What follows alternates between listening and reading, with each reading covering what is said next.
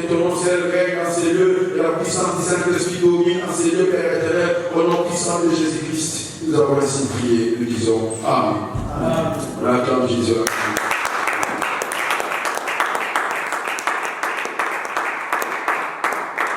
Amen. Amen. Nous avons le texte dans le psaume.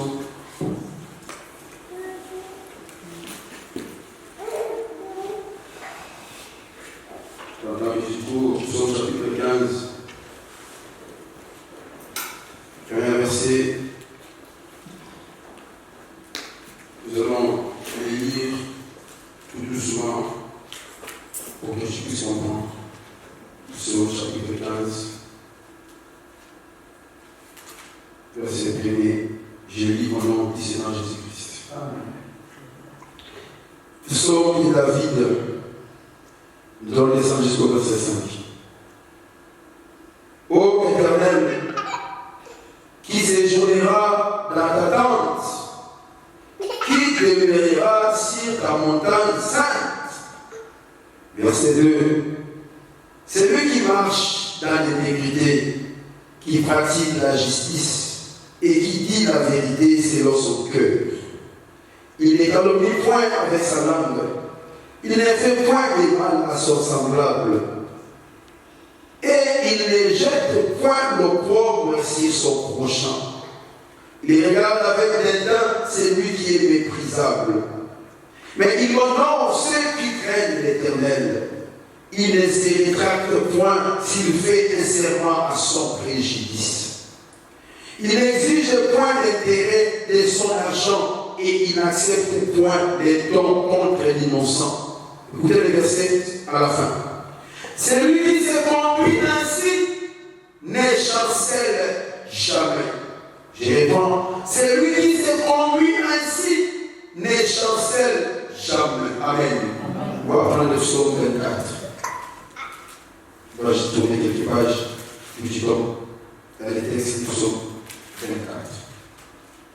Là aussi, on va faire répéter. C'est le premier. Amen. Psaume 24, premier verset, jusqu'au verset 10. Psaume de David.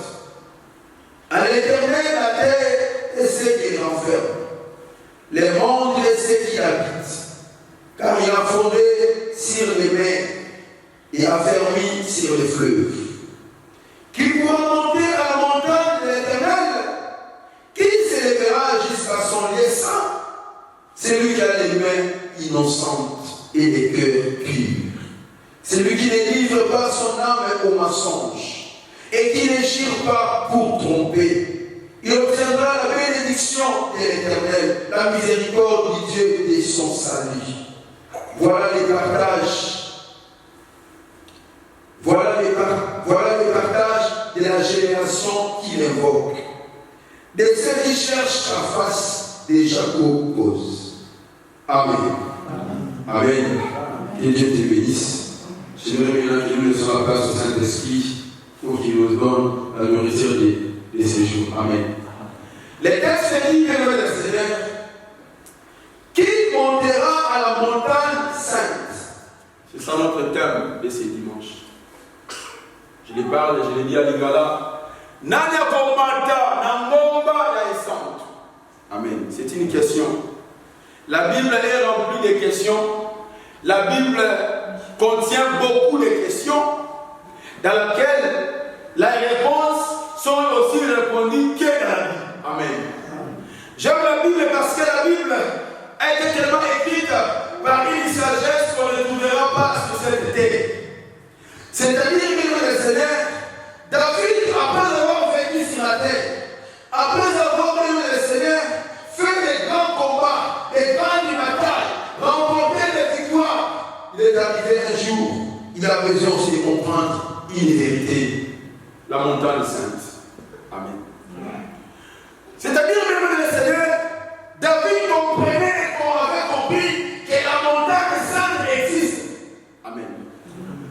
Et bien le Seigneur, il se pose la question, comme il avait compris, comme il a eu la connaissance d'une montagne qui est sainte. Il dit là, il pose la question, il se demande qui montera à cette montagne. Amen. Nous connaissons très bien la montagne. Nous voyons des montagnes autour de nous. Nous avons déjà aussi été une fois à la montagne pour prier entre guillemets. Amen. Les montagnes existaient toujours. Mais la montagne de l'Éternel, c'est ce qui n'est pas visible à l'œil physique. Amen.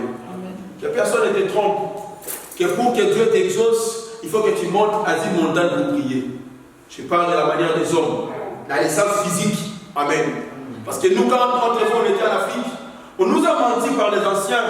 Non, c'est que tu vis là. Si tu montes à Louzizi là, tu vas avoir la solution. Si tu montes à Mandengenge, la délivrance et la solution ne se cache pas derrière une montagne appelée Louzizi là ou Mandengenge. Non. Tu peux ajouter la montagne qui se trouve dans ton village. Amen. Alléluia.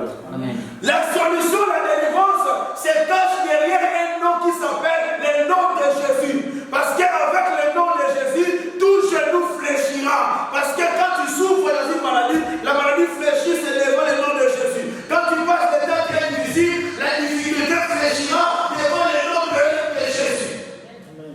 Ce n'est que des liens de prière. Et nous ne sommes pas contre. Amen. C'est comme ici, c'est aussi un lieu de prière. Amen. Autrefois, nous étions à Quereux, là-bas c'était un lieu de prière. Amen. Que personne ne te trompe, que parce que tu vas monter à la montagne, quand tu vas descendre. Non. Là c'était à l'époque. Amen. Pour être béni, il fallait aller à la montagne. Amen. Oh, Jésus, quand il arrive, il dit à la femme, oh femme, Jean chapitre 4, verset 24. L'heure vient où ce ne sera ni sur la montagne, ni à Jérusalem que vous adorez. Amen. C'est l'heure là et aujourd'hui que nous sommes. L'heure que Jésus parlait, c'est aujourd'hui. Ce n'est ni à Jérusalem. Tu n'as pas besoin d'aller à Jérusalem pour adorer. Amen. Aujourd'hui, même le Seigneur, ce n'est plus question d'une montagne physique. Quand nous parlons de la montagne de l'Éternel, nous parlons du ciel. Amen. Nous parlons du ciel. Le ciel est élevé. La montagne aussi est élevée. Alléluia. C'est là où Dieu a posé son trône. C'est là où Dieu, le Seigneur, est là pour distribuer des bénédictions. C'est là où Dieu a mis son trône, son siège. Et Dieu attend que les humains montent. Amen. Il faudrait que tu saches et que tu comprennes. À un moment donné, tu dois comprendre, bien aimé le Seigneur, les vouloirs de Dieu dans ta vie. Ce que Dieu fait dans ta vie. Ce que Dieu cherche, voir dans ton cœur. Amen. Il dit, qui montera à la montagne de l'Éternel? Qui pourra aller là-bas au ciel? Qui pourra monter là-bas? Parce que quand tu montes à la montagne de l'Éternel, c'est le lieu d'une rencontre. Amen. C'est là où les hommes pourront rencontrer avec leur Dieu. Alléluia. Amen. Vous allez me donner raison plutôt, quand on voit des hommes dans la Bible, comme je venais de le dire, pour obtenir la solution, ils montaient au sommet de la montagne. Amen. Vous allez voir Exode chapitre 17, on nous parle même du Seigneur, de cet homme de Moïse. Josué était en bas de la montagne, en train de combattre, de livrer bataille, avec même le Seigneur, l'armée des Amalécites. Amen. Amalek était en train de combattre avec Josué. Mais Moïse, pour obtenir la victoire, il a fallu à Moïse de monter au sommet de la colline. Amen. Cela veut dire que la montagne expliquait les lieux où l'homme pouvait recevoir la victoire. Amen. Je t'ai déjà expliqué que je ne parle pas de la montagne physique, mais je te donne des exemples qui s'est passé dans la Bible pour que les hommes obtiennent la délivrance ou la victoire. Amen. On voit encore même le Seigneur, lorsque les ciels étaient fermés, lorsque les ciels étaient fermés, il était question maintenant que la pluie tombe pour que les peuples Israël ainsi que tous ceux qui habitaient puissent avoir la nourriture. Il y avait la sécheresse. Amen. Mais pour que Élie obtienne la solution de la pluie, Élie est monté au sommet sommet de la montagne. Amen. C'est-à-dire, le Seigneur, quand nous parlons de la montagne de l'Éternel, nous parlons du lieu que tu peux aller pour obtenir des solutions, des réponses pour tes questions. Amen. Nous avons tous des questions. Des questions simples, difficiles et des questions compliquées. Peu importe la forme de la question, Tu as toujours une question qui balade à ton cœur. mais où donner la solution, où obtenir des réponses, C'est à la montagne. La cerveau va chanter L'icolo Yangomba. c'est-à-dire qu'elle a chanté pour expliquer les situations que nous venons d'expliquer dans la Bible, qu'au-dessus de la montagne, tu pourras trouver tout ce que ton cœur a besoin. Amen. Nous sommes en train de chercher la réponse, De ne pas trouver les réponses, de ne pas trouver les résultats, parce que nous sommes encore loin de la montagne. Autre chose, nous sommes en train de chercher des solutions, de chercher des victoires, parce que nous sommes encore en bas de la montagne. Amen. parce qu'il y a des personnes qui sont loin de la montagne, il y a aussi des personnes qui sont en bas de la montagne, il y a aussi des personnes qui sont au milieu de la montagne, il y a aussi d'autres qui sont au sommet de la montagne. Amen. Prenons Exode chapitre 19. On va voir quelque chose d'Exode chapitre 19. Exode chapitre 19.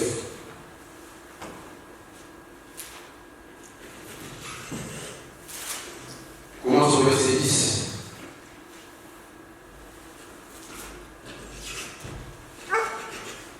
Je lis au nom du Seigneur Jésus-Christ.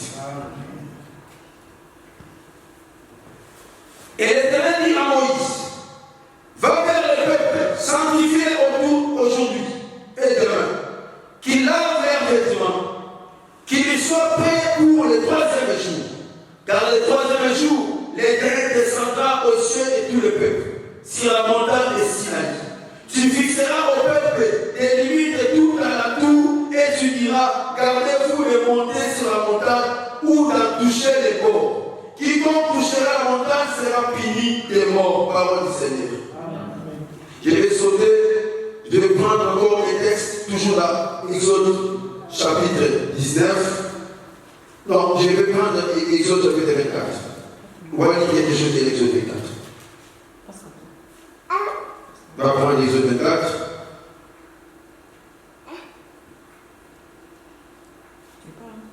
Je trouve le verset.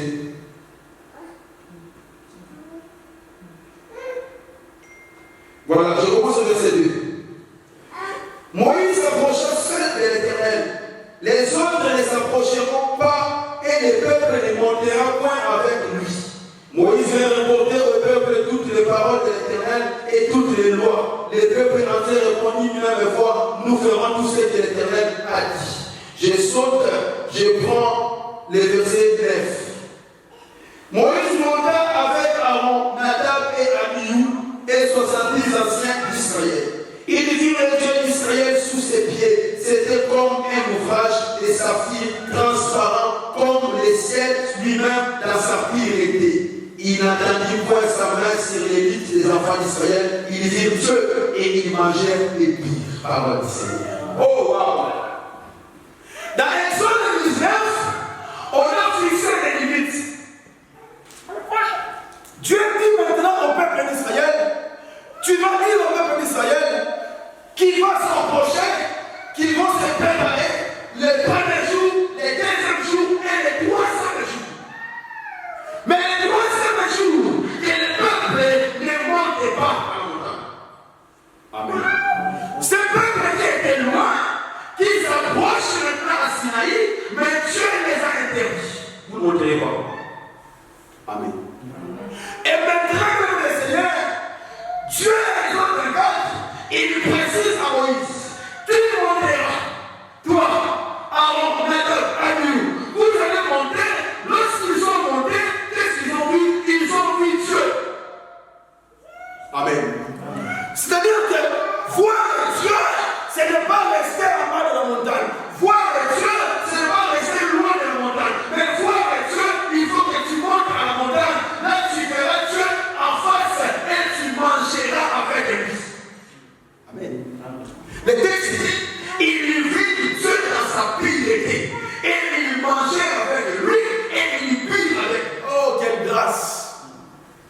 Alléluia. Mesdames, ces gens, c'était des hommes extraordinaires. C'était des gens incroyables. Quand la Bible parle, voir Dieu dans sa pureté, manger avec lui, oh, bien-aimé, quel bonheur, mettre la main sur l'assiette où Dieu a mis la main. Alléluia. Oh, la Bible me dit, ce qui était, c'est ce qui est, c'est ce qui sera. Cela veut dire quoi? S'il y a eu des hommes sur la terre, s'il y a eu des hommes ayant la chair comme moi et toi, qui ont pu monter à la montagne, qui ont pu voir Dieu, qui ont pu manger avec Dieu, cela veut dire quoi? Aujourd'hui aussi, il peut aussi se faire, ou il se fait encore, des hommes sur la terre qui mangent avec Dieu, qui boivent avec Dieu. Quelqu'un m'a compris? Acclame Jésus, acclame les Seigneurs. C'est-à-dire, le Seigneur, dans la Bible, le Seigneur, monter à la montagne, venir aller rencontrer Dieu. As-tu déjà rencontré Dieu? Amen. As-tu déjà vu Dieu dans ta vie? Beaucoup de croyants, sont croyants, ils prient, mais si tu lui demandes, as-tu déjà vu Dieu? Il va te dire non, j'entends toujours les gens parler. Amen. Mais je vais te garantir aujourd'hui, si tu veux que ta foi soit affermie, que ta foi soit fondée et que ta foi soit enracinée, il faut que tu vois Dieu même une fois. Amen. Amen. Je me dirais, mais comment il faut les voir une fois. Dieu se révèle. Mais Dieu ne se révélera pas de la même manière avec nous. Chaque personne, chaque enfant de Dieu, Dieu a un rendez-vous où il va se révéler avec toi seul. Cette manière de faire va te permettre d'avoir une révélation particulière, une manière seule, personnelle ou particulière que tu considères Dieu pour ta vie. Nous ne considérons pas Dieu de la même manière. Nous ne prenons pas Jésus de la même façon. Nous n'honorons pas Dieu de la même façon. Parce que, même le Seigneur, nous n'avons pas rencontré Jésus de la même façon. Ou nous n'avons pas encore rencontré Jésus. Amen. C'est-à-dire, même le Seigneur, lorsque le Seigneur, tu vois une personne saboter Jésus, saboter la Bible, saboter la parole de Dieu ou l'Église, il y a une manière et une façon qu'il a vu Dieu. Le frère Samuel l'a chanté. Il dit, d'autres l'appellent fils de charpentier, d'autres l'appellent je ne sais pas comment, d'autres l'appellent, mais moi je t'appelle Seigneur. Alléluia. C'est-à-dire, même le Seigneur, la façon dont Dieu s'est révélé à cet homme. Voilà pourquoi un jour Jésus a posé la question. Il dit, qu'est-ce que les gens disent que je suis? Mais écoutez mon commentaire. Toutes les réponses que les apôtres ont données, Jésus n'avait pas dit non. Jésus n'avait pas dit que cette réponse c'est une mauvaise réponse. Non. Mais Jésus a apprécié la meilleure réponse. Il a compris. Acclame Jésus qui a pensé. Jésus n'avait pas dit que la réponse que tu dis, c'est une fausse. Non. Qu'est-ce dis-tu que je suis? Amen. Qu'est-ce que les gens disent que je suis? Tu es prophète, tu es Jérémie. Jésus n'avait pas dit non. Il y a un autre va dire, tu es Élie. Jésus n'avait pas dit non. Alléluia.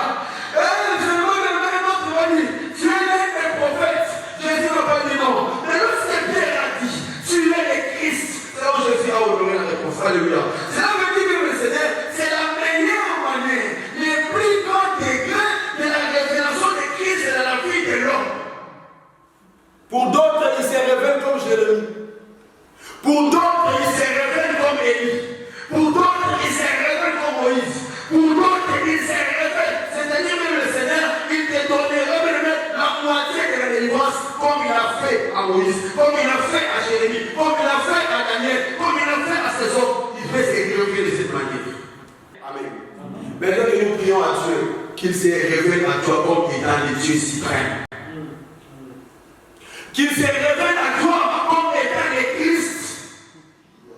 Alléluia. C'est le plus haut niveau. Et c'est la parfaite dimension que tu dois voir Dieu dans ta vie. Vois Dieu dans ta vie comme le Sauveur et Seigneur. Vois Dieu dans ta vie comme le Christ.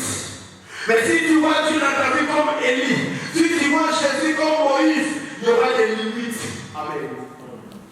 Voilà pourquoi ta foi va avoir des limites. Il y aura des niveaux que tu ne franchiras pas. Parce que tu as cru en Jésus. Mais la manière dont il s'est révélé à toi, c'est une manière de le Seigneur qui ressemble aux gens qui sont dans la Bible. Alléluia. Mais il va se révéler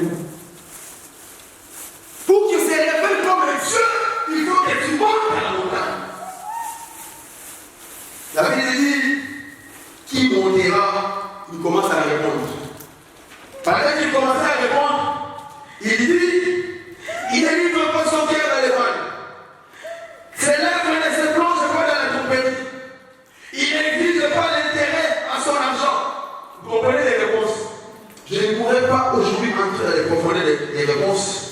Mais aujourd'hui, je vais limiter le Seigneur à te faire comprendre le but, l'importance de monter à la montagne.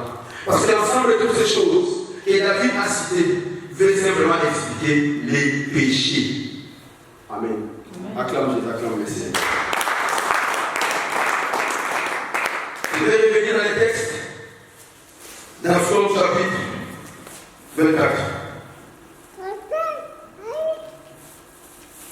Là, l'ensemble de ces choses, il dit, c'est lui qui a les mains innocentes et les cœurs purs. C'est lui qui ne livre pas son âme au mensonge et qui ne chire pas, c'est pour tromper. Ici, il parle de toutes les actions qui proviennent de la chair. Amen. C'est lui qui ne livre pas son âme au péché. C'est lui qui a les mains innocentes et les cœurs purs. Je ne pourrais pas entrer en détail, alléluia. Mais comprends une vérité. La Bible dit ceci dans Matthieu 5. Écoutez, frère. Dans Matthieu 5, la Bible parle de béatitude. Parmi les béatitudes que Jésus parlait, il y a une qui nous dit ceci. Heureux ceux qui ont les cœurs purs, car ils verront Dieu. Car ils verront Dieu.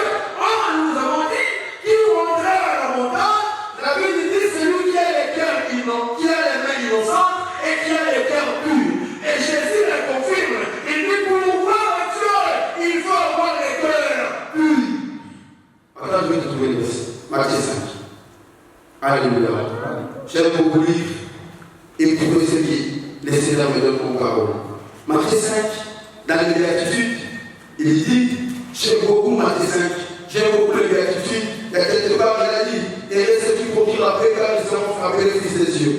Et ici, il dit, et ceux qui ont les cœurs purs, parce qu'ils verront Dieu. Je cherche les versets. Voilà, je vais trouver Matthieu chapitre 5. Et ceux qui sont persécutés, et ceux qui... Voilà, verset 8.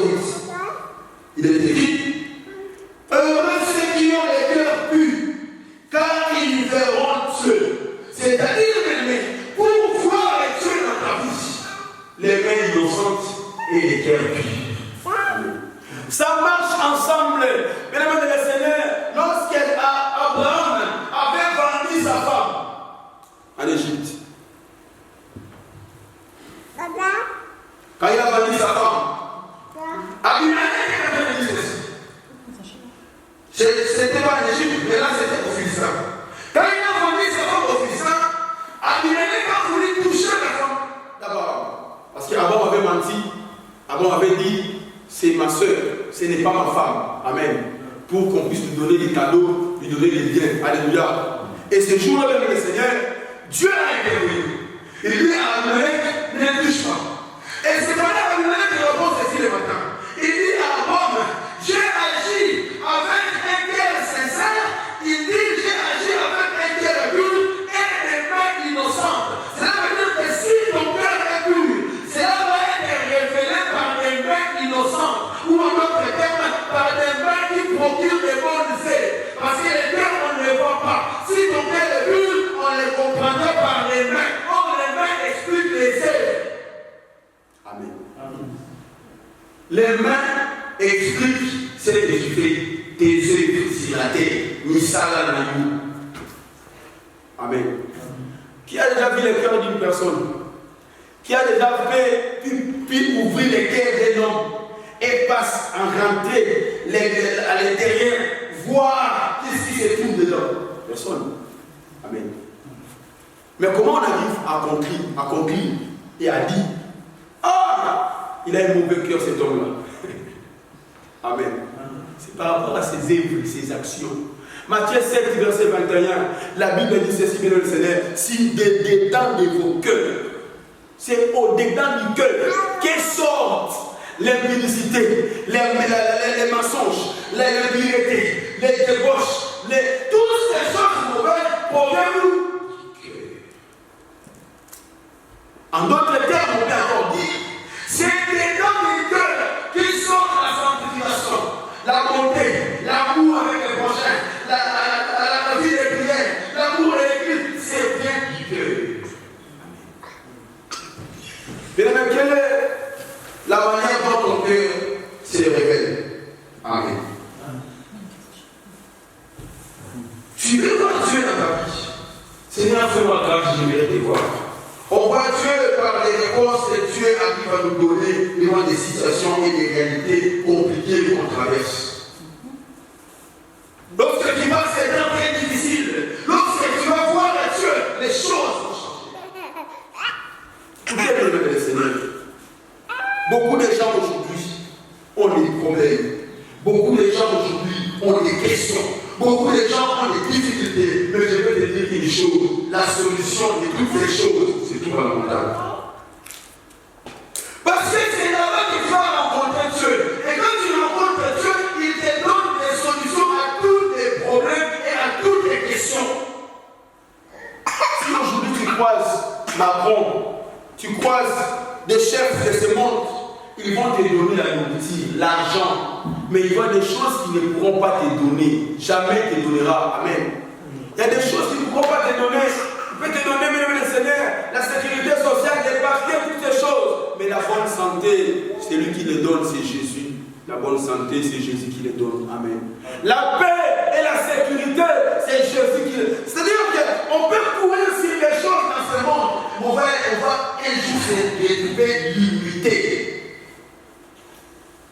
Voilà pourquoi il faut que tu croises le Seigneur. Il te donne ce qui est de la chair et il te donne ce qui est de l'esprit. Il te donne ce qui est donné par les hommes et il te donne ce que les hommes ne pourront pas donner. Les gens ont donné l'affection à Lazare, mais pour que Lazare sorte de la tombe, il faut que Jésus arrive.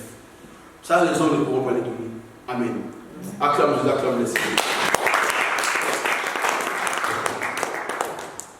Qu'est-ce qu'on trouve dedans? Peut-être que tu as serré des gens dans ton cœur auxquels tu ne leur parlais pas. Tu as fermé les gens à l'intérieur de ton cœur. Tu as bloqué des gens dans ton cœur. Amen, amen, amen. Ton cœur n'est pas pur. Un cœur pur, c'est le cœur qui montera pour voir Dieu. Tu ne peux pas monter, bien-aimé le Seigneur, si encore des choses dans ton cœur à l'intérieur là-bas, ça ne marche pas, tu ne monteras pas. Écoutez, Moïse a dit au peuple, Exode 19, on a dit les versets. Moïse a dit au peuple, vous ne toucherez pas la montagne. Même toucher la montagne, l'air avait été interdit. Peut-être que tu es ici. Même toucher la montagne a été interdit. Amen. Écoutez frères, nous ne sommes pas croyants des noms. Nous ne sommes pas chrétiens des noms. Nous ne sommes pas appelés à être enfants de Dieu des noms. Mais nous sommes appelés à être enfants de Dieu des vies. Amen. C'est-à-dire que ta vie doit être une vie d'un enfant de Dieu. Ton cœur doit ressembler à un cœur de Dieu. Un cœur qui pardonne. Un cœur qui sait supporter. Un cœur qui sait, le Seigneur, c'est repentir. Il y a des cœurs où à l'intérieur, bien aimé le Seigneur, il y a encore des choses mauvaises. Alléluia. Encore Jésus. Genèse chapitre 22. On prend un verset que nous connaissons très bien. Genèse chapitre 22. Je peux commencer. commencer au premier verset et je vais descendre jusqu'au verset 14. Mais je vais sauter. Genèse chapitre 22, verset 1 à 14. Écoutez ce que la Bible dit. Je lis au nom du Seigneur Jésus-Christ.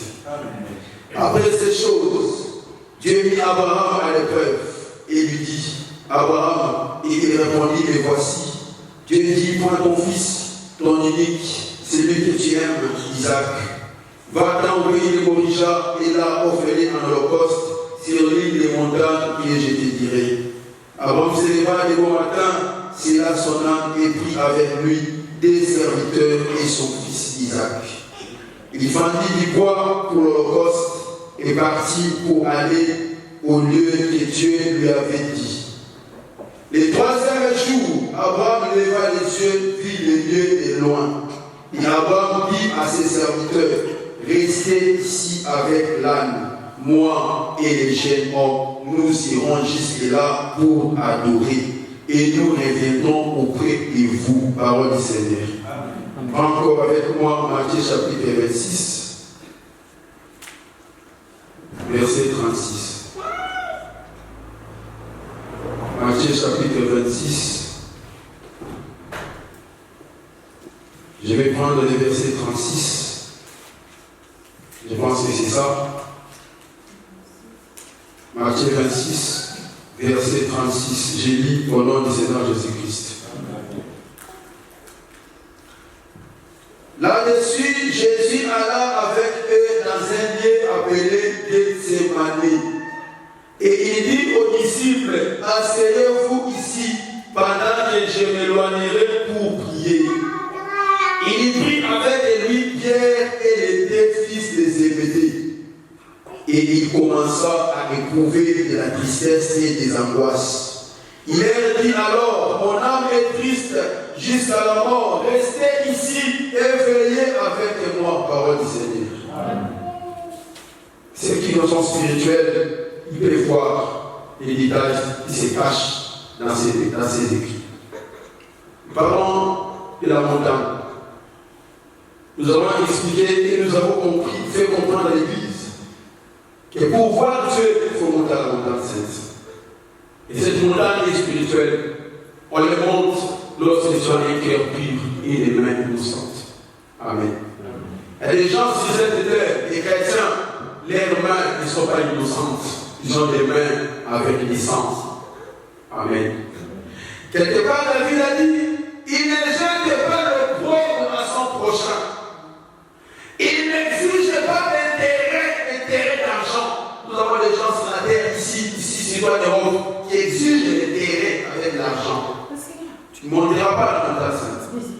J'avais dit, je ne rentrerai pas dans les détails, mais je vais frotter quelques détails. Amen. Écoutez, Dieu dit à Abraham, Dieu dit, tu prends ton fils, ton unique, Isaac. Tu vas aller dans l'île des montagnes, je vais te dire. Tu vas l'offrir à l'holocauste. C'est-à-dire que le Seigneur, Dieu voulait venir à Abraham. Dieu voulait rendre à Abraham toutes les promesses que Dieu parlait. Tu seras le père de multitudes, tu seras ceci. Dieu veut maintenant regarder les cœurs d'Abraham. Bien aimé, écoutez, Dieu avant de bénir une personne, Dieu s'il veut faire quelque chose, la première des choses, il regarde ton cœur. C'est après qu'il va regarder quelque chose. La première des choses, c'est la disposition de ton cœur. Si ton cœur est début, si ton cœur est sale, si ton cœur a encore des choses négatives, des choses abominables. Écoutez, frère, il dit à Abraham, tu vas aller à la montagne. C'est là que tu vas aller offrir. En quelque sorte, Dieu voulait dire à Abraham, tu vas aller à la montagne, c'est là où je te bénirai, c'est là où je vais te faire bon, c'est là où tu vas me voir. Parce qu'Isaac n'était pas tué. Mais il y a un mystère qui se produit là-bas à la montagne. Amen. Comme les langages de ce langage connaît, Dieu voulait s'épanouir à Abraham. Monte là-bas, c'est là-bas que tu vas me rencontrer. Écoutez, frère, Abraham avait beaucoup de serviteurs dans sa maison. Je pense que le docteur vous l'avait expliqué la dernière fois. Abraham avait beaucoup de serviteurs dans sa maison. Abraham n'a pas pris tous les serviteurs. Abraham a pris des serviteurs. Il a pris des serviteurs qui vont parler avec lui. Avec les 3 jours, il vit la montagne. Et là, Abraham dit maintenant à ses serviteurs, restez ici. Moi, je vais monter avec l'enfant. Amen. Abraham avait les frères, Abraham avait les pères, Abraham avait les fils, et ils ont monté ensemble pour pouvoir rencontrer Dieu. Maintenant, frère, cela ne suit de quoi? Pour rencontrer Dieu, pour monter à la montagne, il y a des personnes, il y a des choses que tu vas laisser loin de toi et en bas de la montagne. Amen. Amen. Voilà pourquoi beaucoup de gens n'obtiennent pas des solutions, même quand ils viennent à l'église. Parce que, le Seigneur, ces gens-là, il y a des choses qui sont laissées loin, mais il y a des choses qui sont laissées en bas de la montagne. Ce qu'on laisse en bas de la montagne, c'est ce qu'on récupère lorsqu'on descend. Ah, quelqu'un n'a pas compris. Ce qu'on laisse en bas de la montagne, ce qu'on laisse loin de la montagne, c'est ce qu'on a abandonné pour toujours. Mais ce qu'on laisse en bas de la montagne, c'est ce qu'on récupère quand on descend de la montagne. Dieu n'est pas d'accord avec de telles personnes. Amen. Il y a des gens, même le Seigneur, quand il prêche, tu sens l'onction de Dieu, tu vois la puissance de cet homme, tu ne pourras même pas imaginer qu'il pourra avoir des copies. Amen. C'est-à-dire qu'il a laissé les serviteurs en bas de la montagne. Il monte pour prêcher. Il monte pour aller à la montagne, pour voir Dieu, pour rencontrer le Seigneur. Mais lorsqu'il descend à la montagne, alléluia, moi je me pose la question, pourquoi les habitudes que nous avons à l'église ne sont-ils pas les habitudes que nous avons aussi à la maison? C'est-à-dire qu'à la maison, il y a des choses que tu dis, ça je laisse, ça je laisse. Il y a d'autres même qui laissent la sorcellerie en bas de la montagne, devant l'église, au coin de l'église, ils laissent la sorcellerie là. Un jour tu le laisseras, ça sera cramé, ça sera brûlé, et tu ne le verras pas. Tu laisses la machine, tu laisses les choses honteuses loin de l'église. Et quand tu sors de l'église, la haine est console. Amen. Bien aimé, il faut que tout soit laissé loin de toi. C'est-à-dire que le Seigneur, il faut que tu montes à la montagne de Dieu, tu laisses les hommes autour de toi. Jésus l'a fait. Amen. Jésus a fait des serviteurs. Avant de monter à la montagne de Gethsemane, là où il devait voir Dieu, Jésus, il a pris ses serviteurs. Il dit les autres restez. Vous venez avec moi. Alléluia. Il prend Jacques, il prend Pierre, il prend Jean. Amen. Parce que quand on parle des fils des Zébédée, on parle des autres. Lorsque Jésus prend ses serviteurs, le Seigneur, il laisse les autres. Il arrive à un endroit, il laisse les autres. Il lui dit laissez ici. Je vais encore expliquer d'une autre manière, changer de langage. Il y a des fois, tu as laissé les choses loin et que tu te restes encore quelques éléments que tu gardes encore dans ton cœur, que tu gardes encore avec toi. Tu as déjà abandonné, mesdames et Seigneur. Je ne sais pas si c'est les mensonges, je ne sais pas si c'est, mesdames et Seigneur, l'escroquerie, mais encore des choses que tu marches avec eux. Il faudrait que tu les laisses et déposes parce que tu arrives au pied de la montagne. Tu veux monter par Dieu. Aujourd'hui, prends la décision de laisser des choses qui étaient avec toi. D'autres que tu as laissées, mais il y a d'autres qui sont avec toi. Il faut les laisser aussi. Amen. Acclame Dieu, acclame le Seigneur. Qu'est-ce que tu vas laisser aujourd'hui afin que tu puisses avoir les moyens de monter? Bien aimé, tu ne peux pas. Tu ne peux pas. Jésus arrive là, il reste ici. Même si je t'aime beaucoup, Pierre, même si je t'aime beaucoup, je t'avais ramené quand même. Je laissais les autres.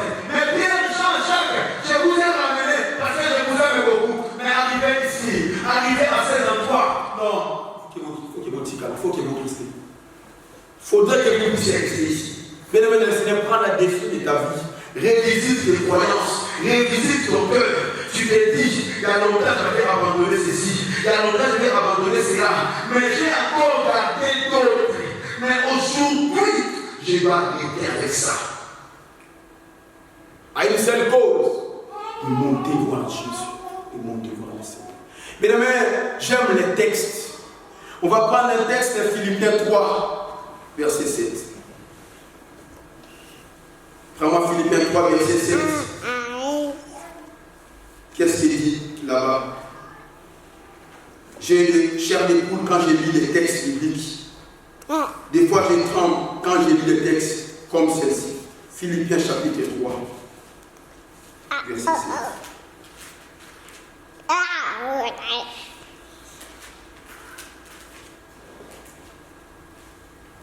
Philippiens 3, verset 7 jusqu'à 8. Je t'attends que tu trouves. Philippiens chapitre 3, verset 7. Je lis au nom du Seigneur Jésus-Christ. Mais ces choses qui étaient pour moi des gains, je les ai regardées comme une perte à cause de Christ. Et même, je regarde toutes les choses comme une perte à cause de l'excellence de la connaissance de Jésus-Christ, mon Sauveur, mon Seigneur, pour lequel j'ai renoncé à tout. Et je les regarde comme de la boue, merci Seigneur, afin de gagner Christ. C'est les Français. On peut même finir là. Il dit, ces choses qui étaient pour moi des gains, des serviteurs que j'aimais beaucoup, je les ai laissés à la maison. Il restait encore quelques serviteurs, Jean, Jacques et Pierre. Je devais monter avec eux à la montagne. Mais pour gagner Jésus, pour monter à la montagne, oh maintenant, j'ai laissé tout. J'ai tout abandonné. Il dit, et même je regarde toutes choses comme une perte. Il dit, je les vois comme de la boue, comme salité, comme poto pour gagner Christ. Tu ne peux pas abandonner les mensonges, la haine, la jalousie.